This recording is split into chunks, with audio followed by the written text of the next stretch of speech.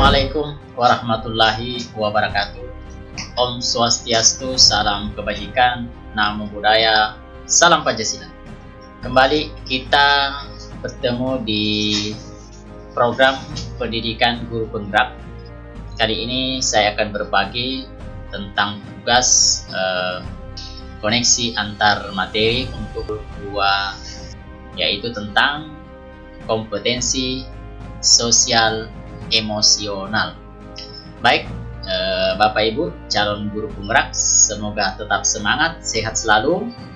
Kali ini video ini saya rekam pada saat pelaksanaan kegiatan Hari Guru Nasional tahun 2022 yang ke-70. Pada kesempatan ini saya mengucapkan selamat Hari Guru Nasional yang ke-77 tahun 2022.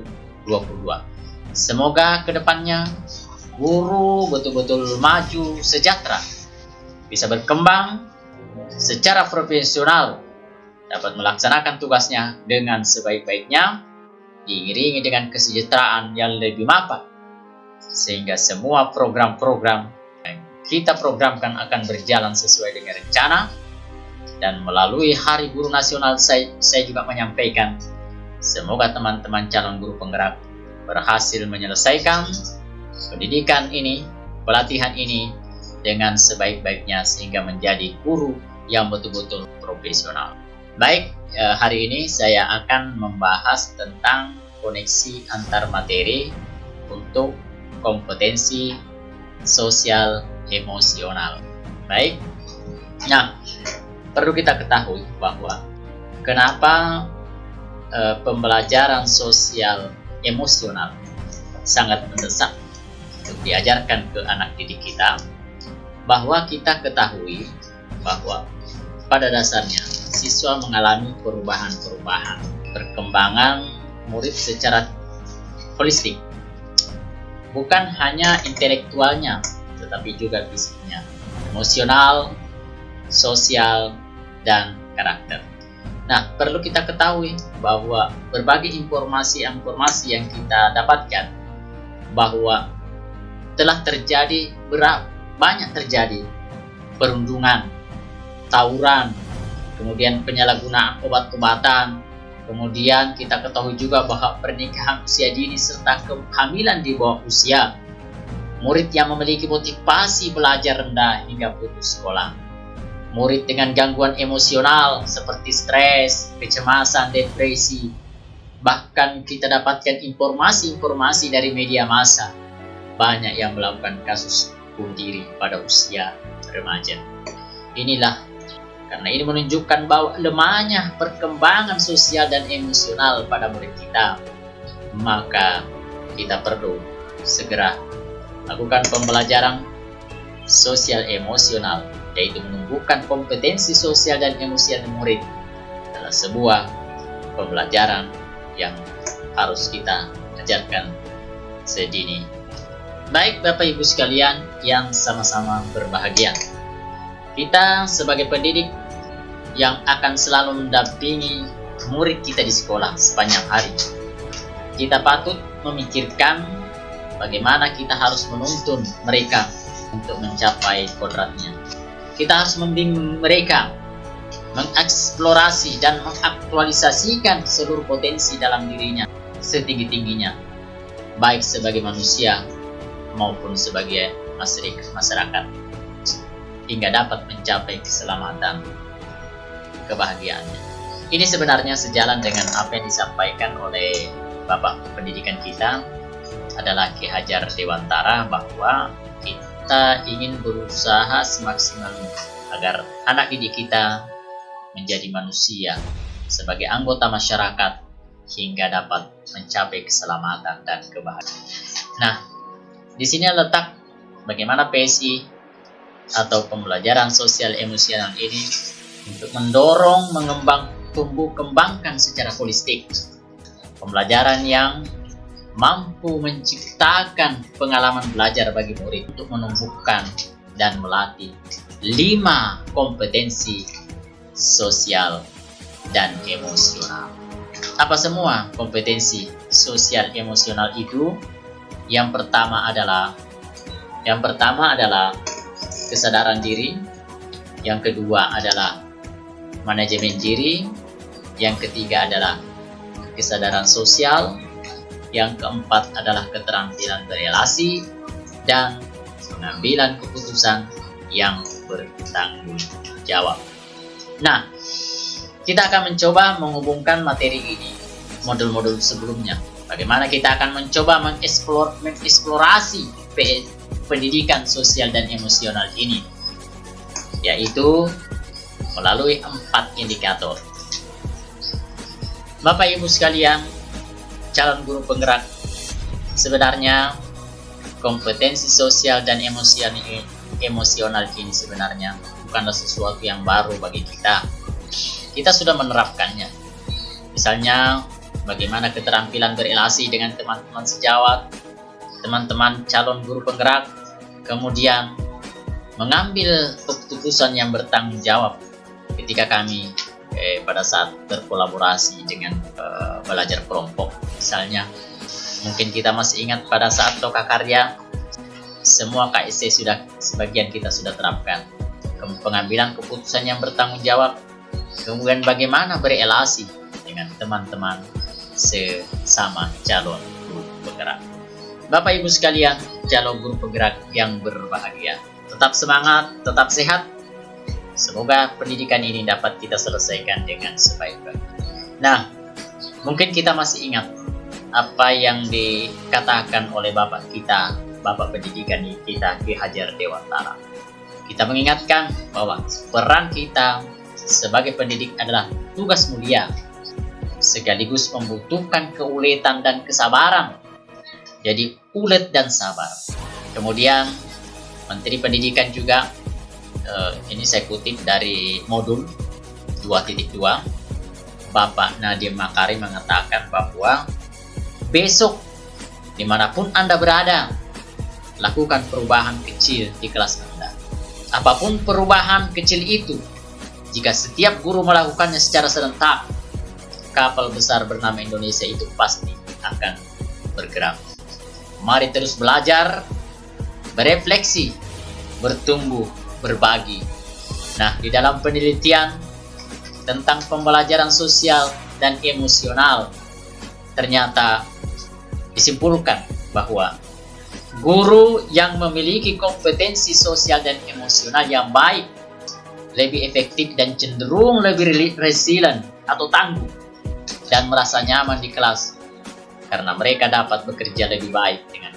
Yang kedua adalah adanya keterkaitan antara kecakapan sosial dan emosional yang diukur ketika TK, taman kanak-kanak, dan hasil ketika dewasa di bidang pendidikan, pekerjaan, pelanggaran hukum, dan kesehatan mental.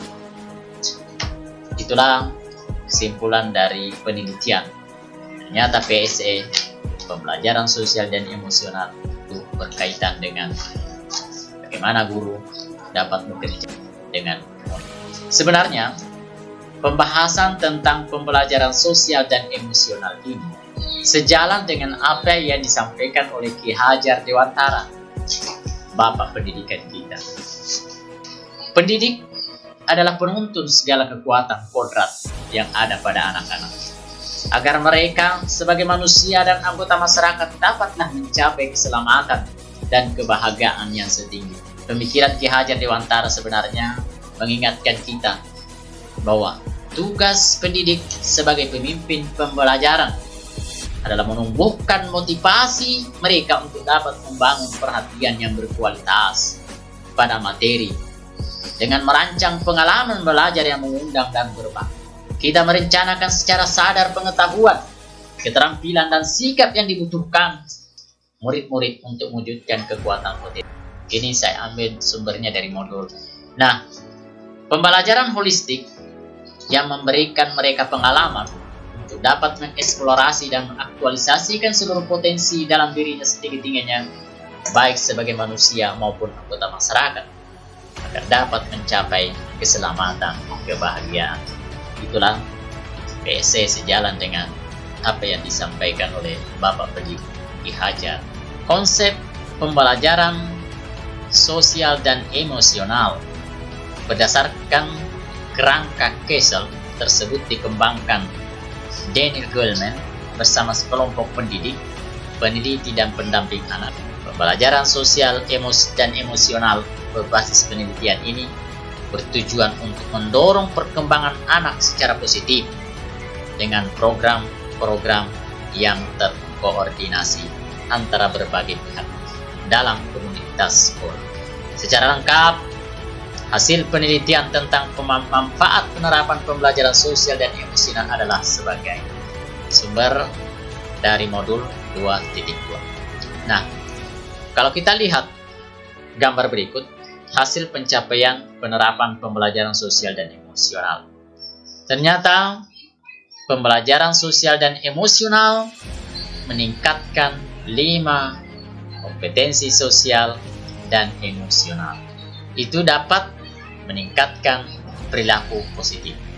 Yang kedua, lingkungan belajar yang suportif bisa mengakibatkan pengurangan perilaku negatif.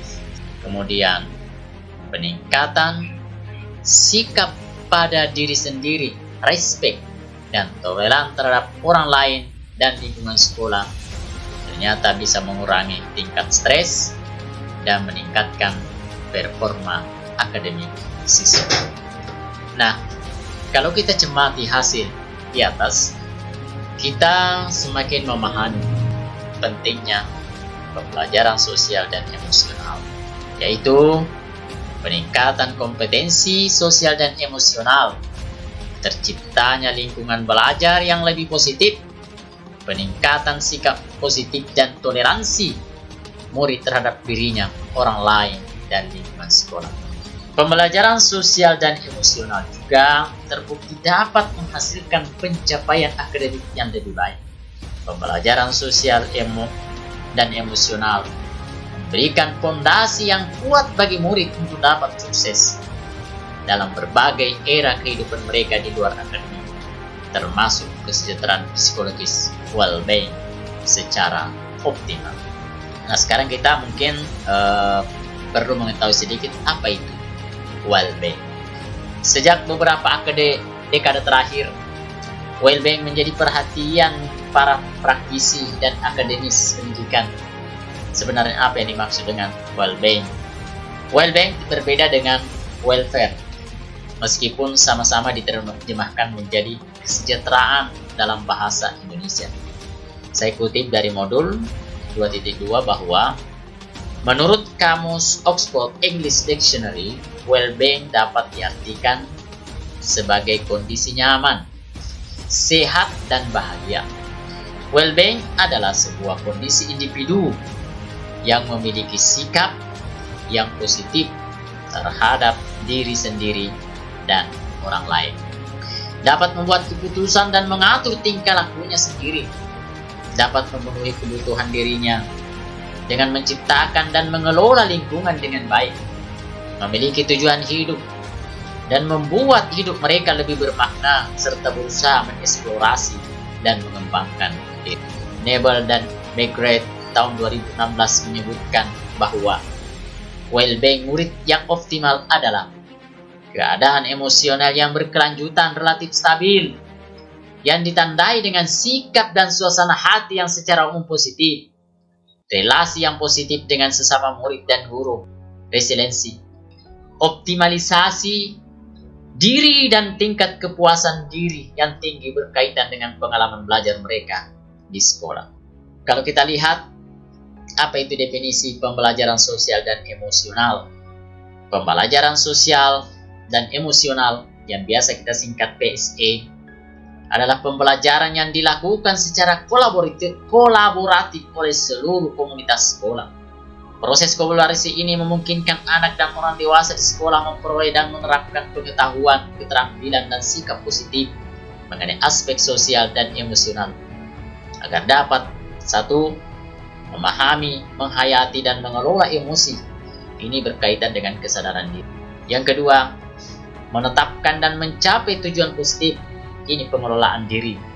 Dan yang ketiga, merasakan dan menunjukkan empati kepada orang lain. Ini berkaitan dengan kesadaran sosial. Yang keempat, membangun dan mempertahankan hubungan yang positif berkaitan dengan keterampilan relasi. Dan yang terakhir adalah membuat keputusan yang bertanggung jawab. Ini berkaitan dengan KSE, pengambilan keputusan bertanggung jawab. Gambar berikut ini adalah bagaimana menjelaskan kerangka sistematik dan kolaboratif dalam pembelajaran kompetensi sosial dan emosional. Kita lihat bahwa yang pertama, penciptaan lingkungan belajar yang tepat serta terkoordinasi untuk meningkatkan pembelajaran akademik, sosial, dan emosional semua murid. Yang kedua, kemitraan, bekerja sama sekolah, keluarga, komunitas untuk membangun lingkungan belajar dan pengalaman yang bercirikan hubungan relasi yang saling mempercayai dan berkolaborasi. Yang ketiga, kurikulum dan pembelajaran yang jelas dan bermakna. Baik, kita akan mencoba menjelaskan apa semua kompetensi sosial dan emosional itu. Yang pertama adalah kesadaran diri. Kesadaran diri adalah kemampuan untuk memahami perasaan, emosi, dan nilai-nilai diri sendiri dan bagaimana pengaruhnya pada perilaku diri dalam berbagai situasi dan konteks kehidupan. Nah, di sini kita lihat contohnya adalah kita bisa menggabungkan identitas pribadi dan identitas sosial. Yang kedua adalah mengidentifikasi kekuatan aset diri dan budaya. Yang ketiga adalah mengidentifikasi emosi-emosi dalam diri. Kemudian menunjukkan integritas kejujuran. Dapat menghubungkan perasaan, pikiran, dan nilai-nilai. Menguji dan mempertimbangkan prasangka dan bias, memupuk efikasi diri. Memiliki pola pikir bertumbuh, mengembangkan minat, dan menetapkan arah yang akibat diri. Kemudian yang kedua adalah manajemen diri. Manajemen diri adalah kemampuan untuk mengelola emosi, pikiran, dan perilaku diri secara efektif dan berbagai situasi dan untuk mencapai tujuan dan aspirasi. Contohnya adalah bagaimana mengelola emosi diri, bagaimana mengidentifikasi dan menggunakan strategi-strategi pengelolaan stres, menunjukkan disiplin dan motivasi diri, merancang tujuan pribadi dan bersama, menggunakan keterampilan, merancang dan mengorganisir, memperlihatkan keberanian untuk mengambil inisiatif, mendemonstrasikan kendali diri, dan dalam kelompok. Kemudian yang ketiga adalah kesadaran sosial. Kesadaran sosial adalah kemampuan untuk memahami sudut pandang dan dapat berempati dengan orang lain, termasuk mereka yang berasal dari latar belakang budaya dan konteks yang berbeda. Contohnya adalah mempertimbangkan pandangan pemikiran orang lain, mengakui kemampuan atau kekuatan orang lain, mendemonstrasikan empati dan rasa welas kasih, menunjukkan kepedulian atas perasaan orang lain, memahami dan mengekspresikan rasa syukur, mengidentifikasi rasa ragam norma sosial, termasuk dengan norma-norma yang menunjukkan ketidakadilan. Kemudian yang keempat, keterampilan berelasi. Berelasi adalah kemampuan untuk membangun dan mempertahankan hubungan-hubungan yang sehat dan sportif. Contohnya, bagaimana kita berkomunikasi dengan efektif, mengembangkan relasi hubungan yang positif, memperlihatkan kompetensi kebudayaan, mempraktekkan kerjasama tim dan pemecahan masalah secara kolaboratif, dapat melawan tekanan sosial yang negatif, menunjukkan sikap kepemimpinan dalam kelompok, mencari dan menawarkan bantuan apabila membutuhkan, dan yang terakhir turut membela hak-hak orang lain. Dan yang terakhir adalah pengambilan keputusan yang bertanggung jawab. Adalah kemampuan untuk mengambil pilihan-pilihan, membangun berdasar atas kepedulian, kapasitas dalam mempertimbangkan standar-standar etis dan rasa aman, dan untuk mengevaluasi manfaat dan konsekuensi dari bermacam-macam tindakan dan perilaku untuk kesejahteraan psikologis, well-being diri sendiri, masyarakat, dan kelompok. Contohnya adalah menunjukkan rasa ingin tahu dan keterampilan dan keterbukaan pikiran. Kemudian mengidentifikasi mengenai solusi dari masalah pribadi dan sosial. Berlatih membuat keputusan beralasan masuk akal setelah menganalisis informasi, data, dan fakta. Kemudian mengantisipasi dan mengevaluasi konsekuensi dari tindakannya. Menyadari bahwa keterampilan berpikir sangat berguna baik di dalam maupun di luar lingkungan sekolah. Merefleksikan peran seorang dalam memperkenalkan kesejahteraan psikologis, well-being diri sendiri, keluarga, dan komunitas. Yang terakhir adalah mengevaluasi dampak pengaruh dari seseorang, hubungan interpersonal, komunitas, dan kelembagaan. Yang terakhir adalah, kalau kita lihat 5 kompetensi sosial dan emosional yang telah kita jelaskan sebelumnya, sebenarnya berkaitan erat dengan 6 dimensi profil pelajar Pancasila. Mari kita lihat contohnya adalah ketika seseorang siswa mengeluarkan ide yang baru dan orisinil untuk memecahkan masalah. Ini kalau kita lihat ini adalah dimensi kreatif dalam profil pelajar Pancasila. Diperlukan juga kemampuan bernalar kritis untuk melihat permasalahan yang ada. Nah, dalam situasi tersebut, siswa atau murid tersebut menerapkan kesadaran diri dan manajemen. Selanjutnya, solusi yang dihasilkannya juga perlu mempertimbangkan akhlak kepada makhluk hidup lain yang dapat dimunculkan dari dimensi beriman, bertakwa kepada Tuhan Yang Maha Esa, dan berakhlak mulia. Nah, dalam situasi tersebut ia menerapkan kesadaran sosial dan keterampilan berrelasi. Jadi penerapan KSE itu adalah suatu kesadaran sosial dan keterampilan berrelasi. Nah, dalam mewujudkan solusinya pun, ia perlu melibatkan orang lain dengan tetap menghargai keragaman latar belakang yang dimiliki. Ini kaitannya dengan dimensi gotong royong dan berkebinekaan. Nah, dalam tahap ini, ia menerapkan KSE, kompetensi sosial dan emosional, kesadaran sosial, keterampilan berrelasi, dan pengambilan keputusan yang bertanggung jawab.